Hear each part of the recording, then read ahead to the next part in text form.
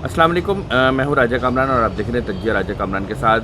कराची शहर में आज कुछ खुनकी महसूस हुई और बड़े अरसे बाद जो है सुबह के वक्त में पंखा बंद किया गया। इस ठंड की आमद के साथ ही कराची शहर ख़बरों में गर्म हो गया है। आज सुबह सुबह दहशतगर्दों ने एक मरतबा फिर जो है एक हाई वैल्यू टारगेट पर हमला किया और इस टारगेट को निशाना बनाया, जिससे कराची शहर जो है दुनिया भर में ख़बरों में एक मरतबा फिर जो इंटरनेशनल मीडिया को हमारे ख़िलाफ़ ख़बर चाहिए होती है वो उन्हें मिल गई और कराची शहर आज सुर्खियों में है।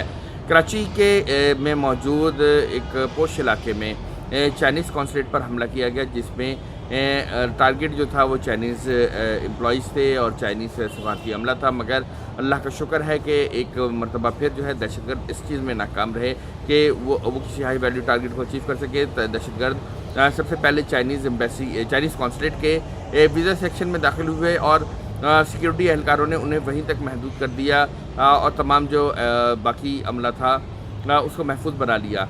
ये पूरा अमल जो है मैं इस बात की गमादी करता है कि हमारे पास जो ऑपरेशन ज़रब अज़ब और ऑपरेशन रद्दुल फ़साद जो जारी थे, इन ऑपरेशंस को अभी हमें कामयाबी का ऐलान करने के बजाय इन ऑपरेशंस को जारी रखना चाहिए, क्योंकि अब भी ऐसे ग्रुप्स मौजूद हैं जो कि पाकिस्तान के मफादात को और पाकिस्तान के शहरियों को निशाना बनाने की सलाहियत रखते हैं। आज का हमला इस बात की गमाज़ी करता है और ये बात हमें देखनी चाहिए कि किस तरह से हम अपने सिक्योरिटी के मामलात हैं उसको ठीक कर सकते हैं। इस हमले के जो है बहुत से पहलू हैं। इस हमले का पहलू पाकिस्तान की अंदरूनी सियासत से भी है, पाकिस्तान की बैरूनी सियासत और बैरूनी सिफारतकारी से भी है, और इस हमले का ताल्लुक जो है माशी और जो दीगर ख़ित्ते की सूरत हाल है उससे भी। इस तमाम सूरत हाल में हमें ये देखना होगा कि किस तरह से हम अपने मजमूई जो सिक्योरिटी पैराडाइम है उसको महफूज कर सकते हैं। हमारे जो जारी ऑपरेशंस थे उसको किस तरह से हम ज़्यादा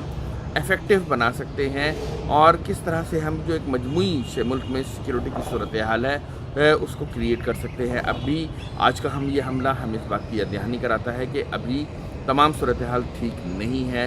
हालात में बहुत ही ज़्यादा चौकन्ना रहने की ज़रूरत है और जो भी ग्रुप्स हैं, जो भी दहशतगर्द ग्रुप्स हैं, चाहे वो लिसानी हैं, मजहबी हैं या दीगर ताल्लुक़ रखते हैं, उन सब के ख़िलाफ़ जो है उन सब पर कड़ी नज़र रखने की ज़रूरत है और इन सरगर्मियों की बेखनी की ज़रूरत है।